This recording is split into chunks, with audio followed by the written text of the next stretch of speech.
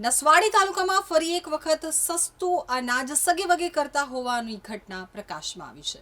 પ્રાપ્ત વિગતો અનુસાર નસવાડી તાલુકામાં અનેક વાર સસ્તા અનાજની દુકાનોમાં ઓછું અનાજ આપવામાં આવે તેવા વિડીયો વાયરલ કરવામાં આવતા હોય છે, તો ક્યારેક કોઈ જગ્યાએથી સંચાલકો દ્વારા અનાજ બરોબર સગેવગે કરતો હોવાના પણ વિડીયો વાયરલ થતા હોય છે।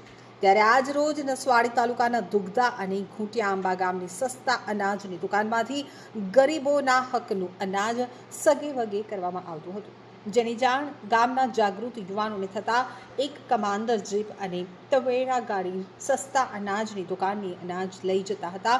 આ બંને ગાડીઓનો પીછો કરવામાં આવતા કપરાની ગામે કમાન્ડર જીપને પકડી પાડવામાં આવી હતી, જ્યારે તવેરા ગાડીને ચાલક પ્રિન્સ જયસ્વાલ પીછો કરનાર ગાડીને ટક્કર મારી ભાગી ગયો હતો।